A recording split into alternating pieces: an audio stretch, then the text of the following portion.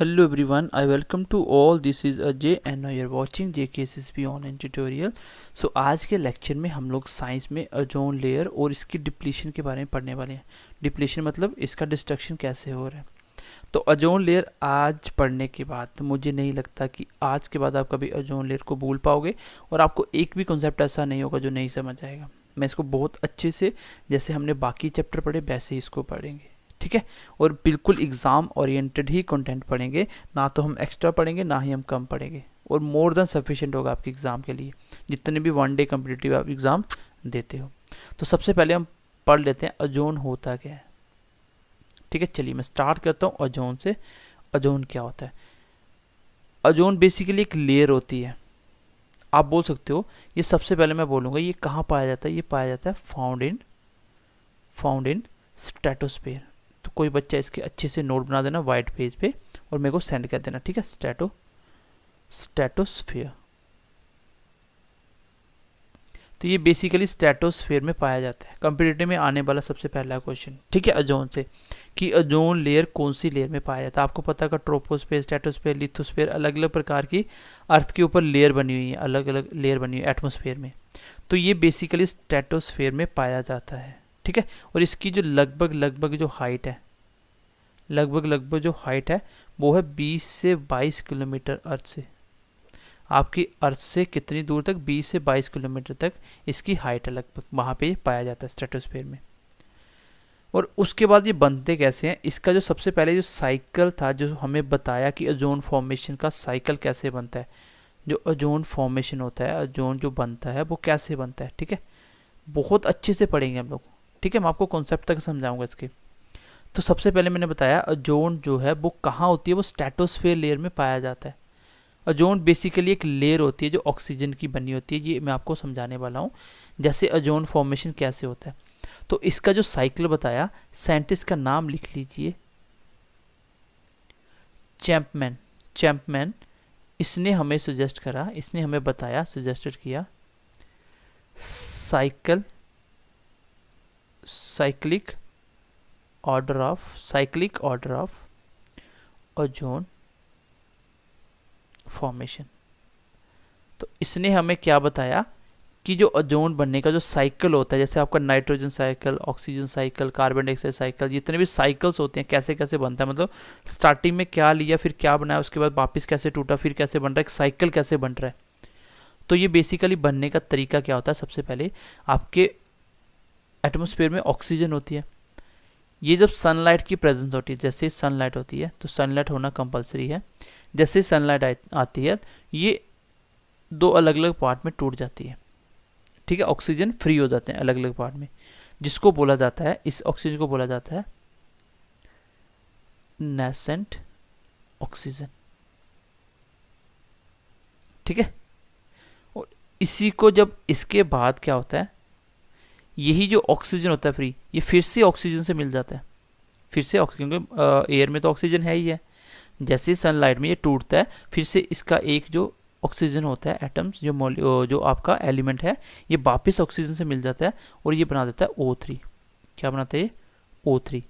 फिर से जब इसमें सनलाइट आती है, सनलाइट होती है, तो ये O3 वापिस O2 प्लस O नेगेटिव में टूटता है, वापिस फिर से ये O फ्री वाला फिर से ओजोन बनाता है। तो इस तरीके से एक साइकिल चलता रहता है।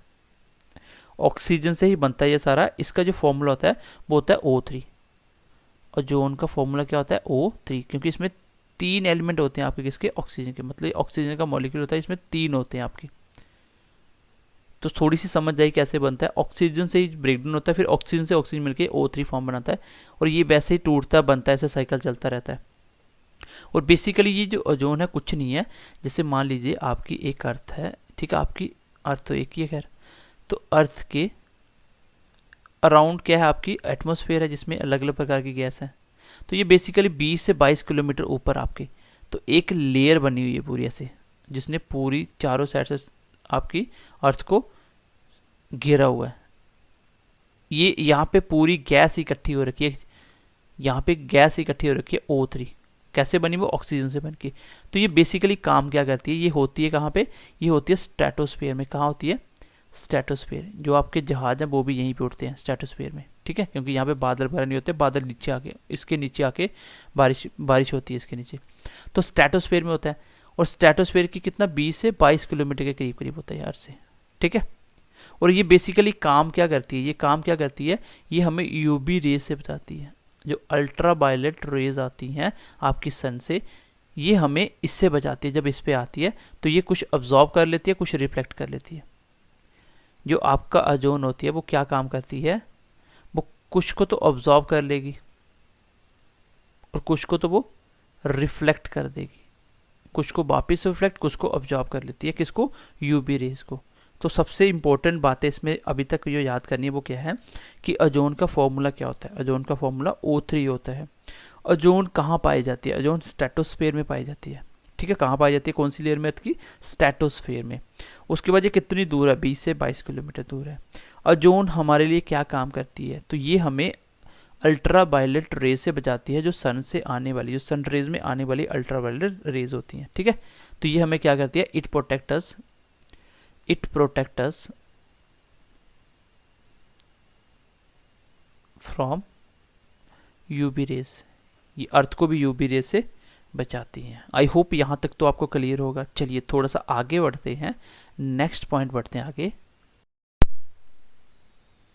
चलिए, एक मैंने आपको वर्ड बताया कि यूवी रेज को क्या करती है आपकी ओजोन लेयर O3 क्या करती है, एक तो रिफ्लेक्ट करती है। जिसको रिफ्लेक्ट करती है, खैर इससे तो कोई फर्क पड़ेगा नहीं, लेकिन जिसको अब्जॉर्ब करती है, जिसको अब्जॉर्ब करती है, ठीक है, अब्जॉर्ब करती है, इससे क्या फर्क पड़ता है। देखिए अब्जॉर्ब करने से क्या होता है, जब ये क्या करती है आपके यूवी रेज को अब्जॉर्ब कर लेती है, तो इसका यहाँ का टेम्परेचर क्या होता है, टेम्परेचर इंक्रीज हो जाता है। टेम्परेचर क्या होता है, इंक्रीज हो जाता है, क्योंकि जब इसने यूवी रेज को अपने अंदर अब्सॉर्ब कर लिया, अब रेज गर्म होंगी तो वो जैसे इसके अंदर आएंगी तो इस एरिया का टेम्परेचर, जो ओजोन के पास जो टेम्परेचर होगा, जो स्ट्रेटोस्फेयर का टेम्परेचर, यहाँ से टेम्परेचर थोड़ा बढ़ जाएगा। अगर टेम्परेचर इंक्रीज हुआ तो आपका कंडेंसेशन नहीं होगा। अब कंडेंसेशन क्या होता है, कंडेंसेशन क्या होता है, कंडेंसेशन होता है जब आपकी जो गैसेस होती हैं, जो लो टेम्परेचर की वजह से, जो आपके वेपर होते हैं, जो वेपर बन के पानी बन के आया था, तो ये वाटर में कन्वर्ट हो जाते हैं। इसको बोलते हैं कंडेंसेशन होना। कंडेंसेशन का मतलब जब आपके वेपर कन्वर्ट होते हैं किसमें, वाटर ड्रॉप में। तो अगर वेपर को वाटर ड्रॉप बनना है तो इसके लिए आपको क्या करना पड़ेगा, टेम्परेचर को थोड़ा सा कम करना पड़ेगा, टेम्परेचर को थोड़ा सा कम करना पड़ेगा, ठीक है। ओ यूर वेपर, तो अब यहाँ पे टेम्परेचर बढ़ गया। जैसे ही टेम्परेचर इंक्रीज होता है तो कंडेंसेशन नहीं होगा। अगर कंडेंसेशन नहीं हुआ तो इट मीन्स कि यहाँ पे कोई भी रेन फॉर्मेशन नहीं होगा, यहाँ पे रेन फॉर्मेशन नहीं होगा। थोड़ी सी बात समझ जाए क्यों नहीं होगा, क्योंकि रेन फॉर्मेशन कैसे होता है, जो आपके वेपर्स बन के पानी जो भाप बन के उड़ जाता है, भाप बन के वो वहाँ पे जाके जैसे थोड़ा टेम्परेचर कम होता है ऊपर, तो वहाँ पे वो टेम्परेचर कम होने की वजह से वापिस रेन ड्रॉप्स में बन के वापिस बारिश की तरह नीचे आ जाते हैं। लेकिन स्ट्रेटोस्फेयर में ऐसा नहीं होता, क्योंकि वहाँ पे क्या है, ओजोन लेयर है। और ओजोन लेयर क्या कर रही है, आपकी यूवी रेज को रिफ्लेक्ट भी करिए, अब्जॉर्ब करिए। जब वो यूवी रेज को अब्जॉर्ब करेगी तो डेफिनेटली वहाँ का टेम्परेचर इंक्रीज होगा। तो स्ट्रेटोस्फेयर में टेम्परेचर जैसे ही इंक्रीज होगा तो क्या होगा, कंडेंसेशन नहीं होगा। अगर कंडेंसेशन नहीं हुआ इट मीन्स कि वेपर का पानी नहीं बनेगा, यहाँ पे कोई भी रेन फॉर्मेशन नहीं होता। तो स्ट्रेटोस्फेयर में रेन फॉर्मेशन नहीं होता। पॉइंट को याद रखना, क्यों नहीं होता, क्योंकि सर यहाँ का टेम्परेचर इंक्रीज था, ठीक है, यहाँ का टेम्परेचर इंक्रीज था। तो यही वो रीजन होता है, that is the reason aeroplane use this layer। यही वो रीजन है कि आपका जो एरोप्लेन है इस लेयर को यूज करता है, क्योंकि इस लेयर में क्या होता है, कोई रेन फॉर्मेशन नहीं होगा, कुछ नहीं होगा, यहाँ पे कोई रेन की दिक्कत ही नहीं है, तो बादलों के ऊपर जाके उठता है आपका जहाज, ठीक है। तो आई होप ये छोटा सा कॉन्सेप्ट आपको मैं समझाने के लिए कोशिश करा और आपको समझ भी आया होगा। मैं दोबारा से एक बार इसको रिवाइज करता हूँ, मैं दोबारा से इस कॉन्सेप्ट को रिवाइज करता हूँ। मैंने बोला कि यूवी रेज के काम होते हैं, वो यूवी रेज को ओजोन के काम होते हैं यूवी रेज को रिफ्लेक्ट करना और उसको ऑब्जॉर्ब कर लेना, अर्थ तक नहीं आने देना। रिफ्लेक्ट कर दिया कोई दिक्कत नहीं है, लेकिन ऑब्जॉर्ब करने से दिक्कत क्या हुई? दिक्कत कुछ नहीं, अच्छा हुआ, वहाँ पे हमारे काम आ गया। वहाँ पे टेम्परेचर बढ़ जाएगा। क्यों बढ़ा? तो लॉजिकली सोचो, यहाँ पे आपका ज़्यादा गर्मी ऑब्जॉर्ब करता जाएगा तो वहाँ का टेम्परेचर बढ़ेगा। टेम्परेचर बढ़ने की वजह से वहाँ पे क्या होगा? जो वेपर्स भाप बन के उड़े थे उसका कंडेंसेशन नहीं होगा, वो वाटर ड्रॉप में कन्वर्ट नहीं होंगे। तो अगर वाटर ड्रॉप्स में कन्वर्ट नहीं होंगे तो वो वहाँ पे धुएं की तरह रहेगा, बारिश वहाँ पे नहीं बनती, तो वहाँ पे कोई भी रेन फॉर्मेशन नहीं बनता। और यही वो रीज़न है कि आपके जहाज भी कहाँ उठते हैं? स्ट्रेटोस्फीयर में उठते हैं। ठीक है, तो चलिए आगे बढ़ लेते हैं थोड़ा सा। आगे इसका होता है कि इसका डिप्लीशन क्या होता है? डिप्लीशन ऑफ ओजोन लेयर, इसकी heading they low, depletion of ozone layer क्या होता है? तो डिप्लीशन ऑफ ओजोन लेयर क्या होता है? तो इसमें आप बोल सकते हो, डिके ऑफ ओजोन, या ओजोन गैस भी बोल सकते हो। तो ओजोन गैस का डिके होना मतलब खत्म होना, डिस्ट्रक्शन होना, उसी को बोलते हैं डिप्लीशन। तो डिप्लीशन बेसिकली कुछ नहीं है, वहाँ पे जो गैसेस O3 बन रखी हैं वहाँ से कम होना स्टार्ट हो जाती है, उसी को बोलते हैं डिप्लीशन होना। ठीक है, उसको बोलते हैं डिप्लीशन होना। ये पहली बार ऑब्जर्व किसने किया इसको? First time observed, OBSERVD, observed bye किसने? फॉरमैन। किसने? फॉरमैन। तो मैं इसको हाईलाइट भी कर देता हूँ। फॉरमैन ने इसको पहली बार ऑब्जर्व किया कि आपका जो ओजोन का ये डिप्लीशन हो रहा है, ओजोन गैसेस बीच में टूट रही हैं क्योंकि पोल्यूशन होने की वजह से ओजोन पे काफ़ी इफेक्ट आ रहा था। तो इसने फर्स्ट टाइम पे इसको ऑब्जर्व करा, पहली बार देखा इसने। तो आपको एग्जाम में क्वेश्चन आता है कि इसका यूनिट क्या होता है, डिप्लेशन को किस तरीके से मेजर करते हैं, क्योंकि डिप्लेशन होती क्या है ये मैं आपको बता दूंगा अभी। तो इसका यूनिट ऑफ डिप्लेशन क्या है? मतलब कितना डिप्लेशन हुआ, कितनी गैसेस टूट गई, कितना गैसेस डिके हुआ, तो उसको बोलते हैं डॉप्सन। क्या बोलते हैं? डॉप्सन। तो ये क्वेश्चन एग्जाम में बहुत बार पूछा हुआ है। ओजोन लेयर का जो डिप्लेशन का यूनिट क्या है, डिप्लेशन को किस में मेजर किया जाता है? तो आंसर होगा डॉप्सन को। डॉप्सन में, किसमें? डॉप्सन में। पहली बार ऑब्जर्व किसने किया था? पहली बार ऑब्जर्व किया था फॉरमैन ने। तो डिप्लेशन ऑफ ओजोन लेयर थोड़ा सा समझ आया होगा क्या होता है? गैसेस का डिके होना, गैसेस का खत्म होना, वहां से जो एक लेयर बनी हुई है आपके अर्थ के ऊपर ओजोन O3 गैसेस की, यहाँ से वो जो इसकी मोटाई है, जो थिकनेस है वो कम हो रही है। ठीक है, क्योंकि क्यों कम हो रही है? वहाँ पे क्लोरीन गैस जो आपकी निकलती है, ये मैं आपकी आगे आने वाले क्लासेस में ये आपको बहुत अच्छे से क्लियर करूंगा कि क्यों हो रहा है, क्योंकि प्रैक्टिकल में आपको समझाना चाहता हूँ ताकि आपको थोड़े टाइम तक चीज़ें याद रहें। ठीक है, तो डिप्लेशन अभी तक मैंने ये समझा दिया कि डिप्लेशन का मतलब होता है कि गैसेस का कम होना, डिके होना। तो पहली बार ये फॉरमैन ने देखा और इसका यूनिट किस में मेजर किया जाता है? डॉप्सन में। ये क्वेश्चन एग्जाम में बड़ी बार आया हुआ क्वेश्चन। ठीक है, अब देखते हैं इसका डिप्लेशन होने का कारण क्या होता है, इसके कॉज क्या होते हैं? कॉज ऑफ डिप्लेशन, कॉज क्या होते हैं, इसके कारण क्या होते हैं, कैसे डिप्लेशन हो रही है? सबसे पहला जो मेन कारण होगा वो होगा आपका क्लोरोफ्लोरोकार्बन।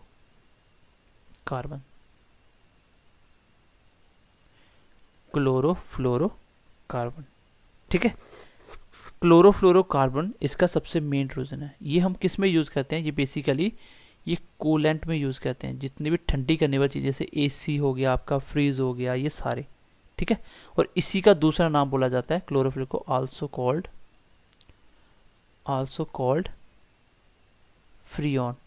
क्या बोलते हैं इसको? फ्रीऑन भी बोलते हैं। ये है आपका क्लोरोफ्लोरोकार्बन का 11, क्लोरोफ्लोरोकार्बन 11। इस गैस का नाम है फ्रीऑन। तो पहले आपके AC वगैरह में फ्रीऑन की गैस यूज होती थी। ठीक है, तो इसके जो आप एग्जांपल बोल सकते हो कौन कौन से, जैसे AC हो गया आपके AC हो गए, फ्रीज हो गए। ठीक है, AC फ्रीज हो गया आपके, फ्रीज करने वाले मटेरियल। जैसे कोल्ड स्टोर हो गया आपका, कोल्ड स्टोर जहाँ पे बर्फ वगैरह बनाते हैं, तो वहाँ पे ये सारी ठंडी करने के लिए यूज़ किया जाता है क्या? क्लोरोफ्लोरोकार्बन। तो पहले सबसे क्या होता था, इसी का नाम फ्रीऑन होता है, और पहले ये वाली गैस भरी जाती थी। आपके फ्रीज में जो गैस निकलती है ना, धुएं वाली, वो ये होती है। ये बेसिकली कैसे इफेक्ट करती है, मैं आपको इसका कॉन्सेप्ट समझाता हूँ। देखो मैं इसको आपको कॉन्सेप्ट समझाता हूँ, ये बेसिकली कैसे इफेक्ट करती है ओजोन को।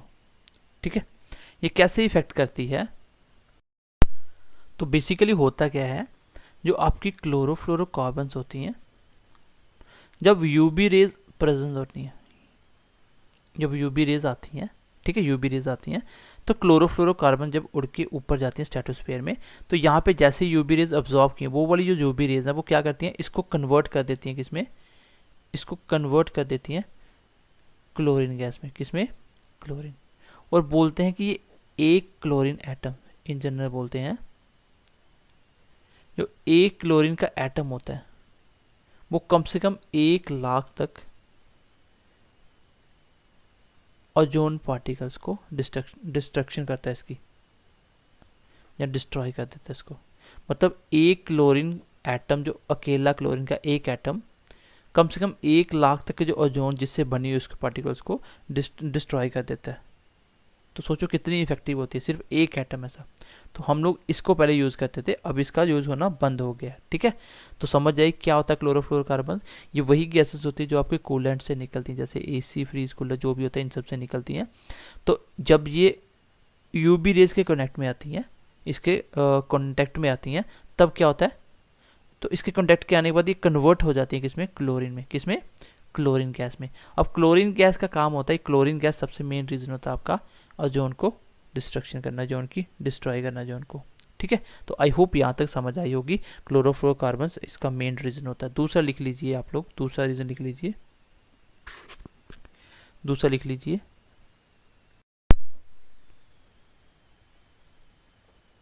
कार्बन मोनोऑक्साइड,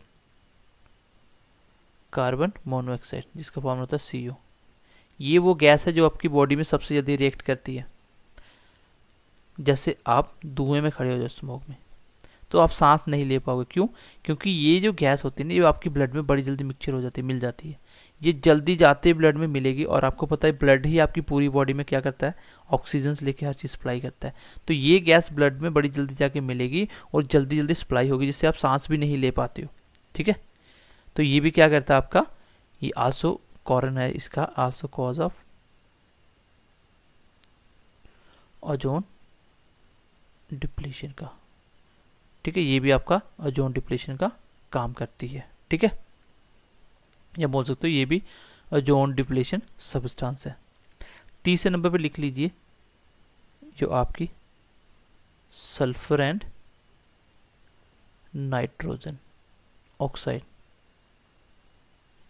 ठीक है, चौथे नंबर पे लिख लीजिए SF6, और 5वें नंबर पे लिख लीजिए HCFC, इसका नाम लिख लीजिए हाइड्रोक्लोरोफ्लोरोकार्बन्स,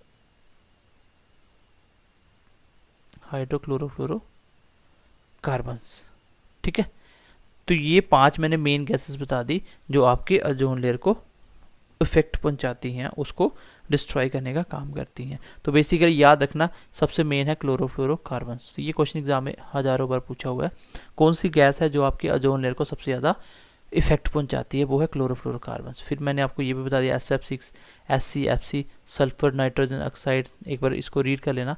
कार्बन मोनोऑक्साइड के बारे में बता दिया, ब्लड में सबसे जल्दी रिएक्ट करता है ये। ठीक है, उसके बाद आगे बढ़ते हैं हम लोग, इसके इफेक्ट क्या क्या पड़ेंगे हमारी बॉडी में। इफेक्ट ऑफ डिप्लीशन, अगर डिप्लीशन होता है तो क्या फर्क पड़ता है, हटने दो इसको। तो आपको पता है इससे फर्क तो ये पड़ेगा कि यूवी रेज को रोकने वाला कुछ भी नहीं बचेगा, आपकी अर्थ के ऊपर डायरेक्ट यूवी रेज आएंगी, और इसके आने से सबसे जो पहला कारण होगा वो होगा आपका स्किन कैंसर। क्या होगा? स्किन कैंसर हो जाएगा। जब डायरेक्टली कांटेक्ट में आती हैं तो स्किन कैंसर, और ज़्यादा ये किसको होती है, ये ज़्यादा होती है आपके जो गोरे लोग होते हैं उनको ज़्यादा होता है, जिनकी स्किन फेयर होती है। ठीक है, जिनकी स्किन फेयर होती है उनको ज़्यादा होता है। क्यों होती है स्किन फेयर? क्योंकि स्किन का फेयर होना या काला होना किस पे डिपेंड करता है, ये मेलानिन पे डिपेंड करता है। और मेलानिन क्या होता है, ये करता है protect skin from UV rays. जो लोग काले होते हैं उनको ज़्यादा इससे फ़र्क नहीं पड़ता। क्यों? क्योंकि इनके बॉडी पे जब यूवी रेज पड़ती है तो उनकी बॉडी में मेलानिन ज़्यादा होता है। जिसकी बॉडी में मेलानिन ज़्यादा होगा उसका कलर कम काला होगा, जितना कम होगा उतना गोरा होगा। और फेयर वाले में मेलानिन कम होता है, और मेलानिन कम होने की वजह से क्या होता है, ये सीधा रिएक्ट करते हैं बॉडी के साथ, और जिससे आपको स्किन कैंसर होने के चांसेस ज़्यादा हैं। तो जिसका कलर फेयर होता है उनको ज़्यादा चांसेस होते हैं, ठीक है, स्किन कैंसर होने का। आगे बढ़ते हैं। चलिए, और क्या कर सकता है, दूसरे नंबर पर लिख लीजिए। ये कुछ नहीं है, टेम्परेचर इंक्रीज कर सकता है। देखो, ये इकोलॉजी का पार्ट है आपका ओजोन, और ये बहुत आसान होता है कि कॉमन सेंस से हो जाते हैं क्वेश्चन, ठीक है। ये टेम्परेचर इंक्रीज करता है अर्थ के ऊपर, टेम्परेचर को, क्योंकि डायरेक्ट रेज आएंगे तो टेम्परेचर इंक्रीज होगा ही होगा। और जो कारण बनता है किसका, ग्लोबल वार्मिंग का। ग्लोबल वार्मिंग मतलब जो आपके ग्लेशियर पिघलना स्टार्ट कर देते हैं। जब टेम्परेचर बढ़ेगा ऑटोमेटिकली आपका क्या होगा, ग्लोबल वार्मिंग होगी। ये बोलते हैं कि ये चेंज इन जीन, ये आपके जीन्स में भी चेंज कर रहा है। जीन्स क्या होता है, जो आपको पेरेंट्स से आपको मिलता है, जिससे आपके और प्लांट्स के जीन्स अलग अलग होते हैं, और आपके बच्चों में जो भी आपके बच्चे होंगे या आपके जो पेरेंट्स हैं, आप दोनों के जीन्स सेम होते हैं। क्यों? क्योंकि जीन्स से ही आपको आपकी शक्ल आपके पेरेंट्स से मिलती है। तो बोल रहे हैं कि अगर ये इफेक्ट होते हैं, इससे क्या होगा, आने वाले टाइम पे इंसान की शक्ल चेंज हो सकती है। जो स्ट्रक्चर जैसे दो आंखें हो सकता है एक आंख हो जाए, तो मतलब जीन पे डिपेंड करता है, इंसान इंसान की तरह होता है, ठीक है। उसके बाद इसकी कमी होने से और क्या हो सकता है, कॉमन सी बात है सारी, आपका जो फोटोसिंथेसिस होगा वो भी कम हो जाएगा। जो आपका फोटोसिंथेसिस होता है ये भी कम हो जाएगा, ये भी कम हो जाएगा। और क्या हो सकता है, और हो सकता है आपका इम्बैलेंस इन फूड चेन। तो फूड चेन बेसिकली आपके टॉपिक में है, ये मैं इसको बहुत अच्छे से करवाऊंगा। तो ये मैंने आपको छोटे छोटे कारण बताए, इससे क्या क्या हो सकता है। कॉमन सी बात है, जब ओजोन लेयर नहीं होगा तो स्किन पे यूवी रे डायरेक्ट पड़ेगी तो स्किन कैंसर होगा, ठीक है। यहाँ पे मैंने आपको ये भी वर्ड बताने की, मेलानिन का मतलब क्या होता है, आपकी बॉडी में पिगमेंट होता है जिसकी वजह से आपकी बॉडी में कलर आते हैं, ठीक है। उसके बाद टेम्परेचर इंक्रीज होगा ही होगा, क्योंकि डायरेक्टली जब आ रही है तो इंक्रीज होगा। जीन में चेंजेस हो रहा है, डिक्रीज फोटोसिंथेसिस हो रहा है, इम्बैलेंस हो रहा है फूड चेन में, ठीक है। तो ये बेसिक थोड़े से पॉइंट आप याद कर लेना। उसके बाद बढ़ते हैं आगे। जो आपके यूवी रेज हैं ये भी 3 प्रकार के होते हैं। जो आपके यूवी रेज हैं जो अर्थ पे पड़ते हैं, इंसिडेंट मतलब जिस एंगल से पड़ते हैं, जिस जो एंगल पड़ रहा है, जो रेज पड़ रही है, इसको इंसिडेंट बोलते हैं ऑन अर्थ। अर्थ के ऊपर जो पड़ रहे हैं आपके यूवी रेज, ये भी 3 प्रकार के होते हैं। एक होता है यूवी ए, एक होता है यूवी बी, और एक होता है यूवी सी, ठीक है। इनके सबकी वेवलेंथ होती है। एक चीज आपके सिलेबस में शायद नहीं है, आपको बता देता हूँ। जिसकी वेवलेंथ ज़्यादा होगी, जिसकी वेवलेंथ ज़्यादा होगी उसकी फ्रीक्वेंसी कम होगी, जिसकी वेवलेंथ ज़्यादा होगी उसकी फ्रीक्वेंसी कम होगी। और जो आपके रेडियो वेव है उसकी वेवलेंथ बहुत ज़्यादा होती है। वेवलेंथ क्या होता है कि एक वेव में कितनी दूरी खत्म करेगी, ये उसकी पूरी वेवलेंथ होती है। तो वेवलेंथ फ्रीक्वेंसी का उल्टा चलती है। जितनी ज़्यादा फ्रीक्वेंसी होगी, फ्रीक्वेंसी मतलब कोई चीज़ ज़्यादा बार कंपन कर रही है एक सेकंड में, और कम बार करेगी तो वेव बड़े बड़े बनेंगे। तो फ्रीक्वेंसी वेवलेंथ के उल्टा चलती है, ठीक है। जितनी वेवलेंथ ज़्यादा होगी उतनी फ्रीक्वेंसी कम होगी, और जितनी फ्रीक्वेंसी ज़्यादा होगी उतना ज़्यादा इफेक्ट करेगी। तो इसका जो वेवलेंथ का रेंज होता है वो होता है 400 से 350 नैनोमीटर, 400 से 350 नैनोमीटर। और ये बेसिकली क्या करता है, ये आपका रैशेस ऑन स्किन, आपकी स्किन पे रैशेस आना स्टार्ट हो जाते हैं इसकी वजह से। फिर आपका रेंज आता है 350 से, इसका होता है 280 नैनोमीटर। ये आपका वेवलेंथ का रेंज है। मतलब जैसे जैसे नीचे आ रहे हो ये डेंजरस होती जा रही है। ये क्या कारण बनता है आपका, स्किन कैंसर का। अगर यूवी रेज सी आ जाती है, इसका रेंज हो जाएगा 280 से 110 नैनोमीटर तक। तो ये रेंज थोड़े से याद करने आते हैं एग्जाम में। तो ये यूवी रेज का तीसरा रेंज है, ये सबसे सबसे डेंजरस होता है ये, ठीक है। ये सबसे डेंजरस होता है, इसको बोल सकते हो very very very very dangerous, ठीक है। तो ये काफ़ी डेंजरस होता है क्योंकि इसका वेवलेंथ काफ़ी कम है, इसमें एनर्जी ज़्यादा तो वो ज़्यादा इफेक्ट पहुंचाएगा बॉडी में। तो ये हो गया आपका यूवी रेस अगर इंसिडेंट जो अर्थ पे पड़ती है वो क्या क्या कारण कर सकती हैं। इससे आपको स्किन कैंसर तक हो सकता है, स्किन पे रैशेस आ सकती हैं। और सबसे डेंजरस कौन सी है? यूबीसी। तो ये याद रखना, यूबीसी सबसे ज़्यादा डेंजरस। क्यों? क्योंकि इसकी वेवलेंथ सबसे कम है। जिसकी वेवलेंथ कम होगी उसकी फ्रीक्वेंसी हाई होगी, और फ्रीक्वेंसी हाई होने का मतलब ये आपकी बॉडी में इफेक्ट भी ज़्यादा पहुंचाएगा। अब मैंने आपको बताया था कि डिप्लेशन का जो यूनिट होता है वो क्या होता है, किस में मेजर करते हैं? वो करते हैं डॉप्सन में। बेसिकली डॉप्सन होता क्या है? बेसिकली डॉप्सन होता क्या है? तो डॉप्सन क्या होता है? जब 0 डिग्री सेल्सियस टेम्परेचर हो तो एक एटमॉस्फेरिक प्रेशर